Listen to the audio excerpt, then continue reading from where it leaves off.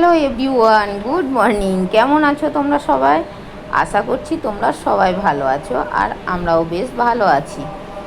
তো চলো, অনেক দিন, বেশ কিছুদিন তোমাদের সঙ্গে ব্লগস শেয়ার করতে পারিনি, কারণ আমার পার্লারে প্রচণ্ড কাজের চাপ ছিল পুজোতে, সেই কারণের জন্য।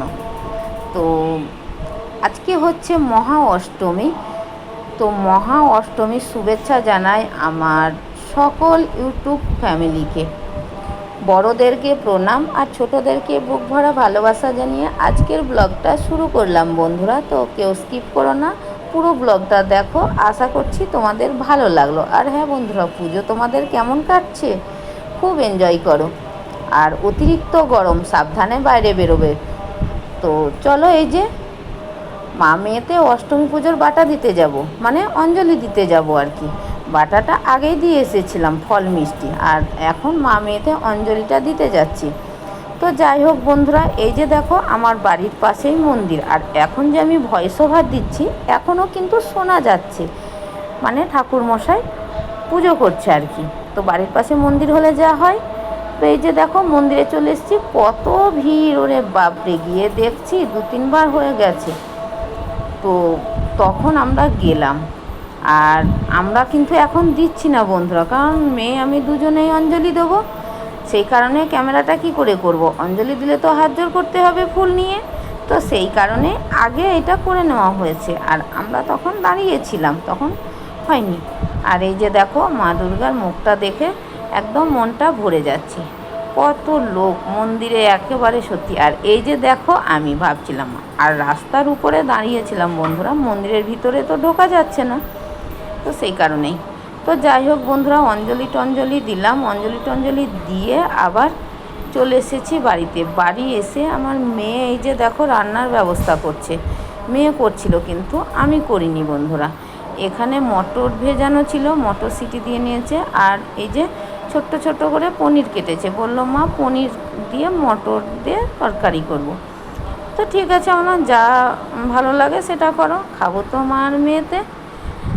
তো সেই কারণে ও করছে। আর আমার মেয়ের কি বুদ্ধি, স্ট্যান্ডে ফোনটা দিয়ে কিন্তু ভিডিওটা শ্যুট করেছে, বুঝতে পেরেছো? কেননা আমি তখন অন্য কাজ করছিলাম, আমি সময় পাইনি বন্ধুরা। তার কারণ হচ্ছে পার্লারে প্রচণ্ড, ওই যে বললাম ভিডিও শুরুতে, প্রচণ্ড কাজের চাপ ছিল। পার্লার বুঝতেই পারছো, রাত 12টা 1টা 2টোর সময় বাড়ি এসে কী করে হবে বলো? বাড়িতে তো আমার অন্য আর আদার্স কেউ নেই, মা আর মেয়ে দুজনেই পার্লারে থাকি, যেহেতু দুজনেই কাজ করি। তো সেই রকমই। তো আমি একটু জামা কাপড়গুলো ধুয়ে দিচ্ছিলাম, পুজো হলেও কাচতে না থাকলেও আমি একটু কেচে দিচ্ছিলাম। মেয়ে ওই ফাঁকে রান্না করে নিয়েছে, লুচি করেছে, আর পনির দিয়ে মটর দিয়ে একটা সবজি বানিয়েছে। আর একটু মিষ্টি নিয়ে এসেছিলাম অঞ্জলি দিতে গিয়ে, মিষ্টির দোকান তো আমার সামনেই, কোনো ব্যাপার নয়, বাড়ির কাছেই। তো যাই হোক, খাওয়া দাওয়া করে তারপরে আবার এই যে দেখলে মেয়ে বলছে মা নাড়ু করে দেবে না আমাকে। তো সময় হাতে না থাকলেও ইচ্ছা তো করে বলো। নাড়ু কিনতে গেলাম দোকানে কিনতে গিয়ে 20 টাকা পিস, 15 টাকা 20 টাকা করে নারকেল নাড়ুর পিস। তো সেই জন্যে ভাবলাম আমি 15 টাকা 20 টাকা পিসের নারকেল নাড়ু কেনার থেকে একটা নারকেল কিনে নিয়েছি আমাদের কৃষ্ণনগরে। তো নারকেলের দাম হচ্ছে 70 টাকা 80 টাকা। তো একটাই কিনেছি, বেশি করার বন্ধুরা আমার দরকারও নেই, তো খাওয়ারও কেউ নেই, মেয়ে আর আমি। একটা নারকেল আর অল্প একটু গুড় নিয়েছিলাম। তো সেটাই আমি, তোমরা তো দেখলে, মেয়ে রান্না করেছিল বলে আমি কাঁচা কুচো ঘর দূর একটু করে নিয়েছিলাম। করার পর খেয়ে দিয়ে আবার নারকেল কুড়ে যে নাড়ু করছি। আর কি হয়েছে জানো, নারকেলটা নাড়তে নাড়তে কখন যেন একটু কড়া পাকের হয়ে গেছে। তো কি করব বলো, যাই হোক হয়েছে কড়া পাকের। তো কড়া পাকের নাড়ু মেয়ে বলছে মা খেতে ভালোই লাগছে। মেয়ে একটা কিন্তু পাক দিতে দিতে খেয়েছে বন্ধুরা।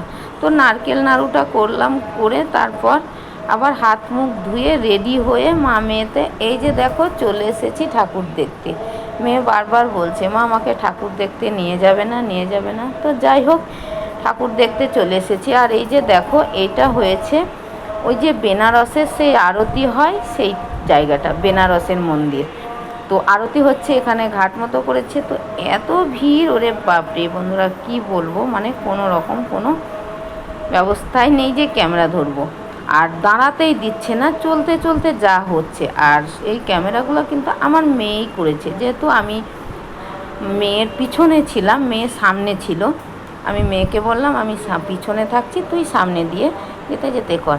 তো এই যে আমার তো খুব ভালো লেগেছে। আর তোমাদের কেমন লাগলো অবশ্যই কমেন্টে জানিও। বেনারস জানি না যাওয়া হবে কি না কোনো দিন, ঠাকুর যদি চাই তবেই যেতে পারবো, ঠাকুর যদি না চাই তো যেতে পারবো না। তো এখানেই বেনারসের সেই যে আরতি হচ্ছে ওই মন্দিরটা একটু দর্শন করে নিলাম। তো খুব সুন্দর লাগলো, বেশ ভালো লাগলো।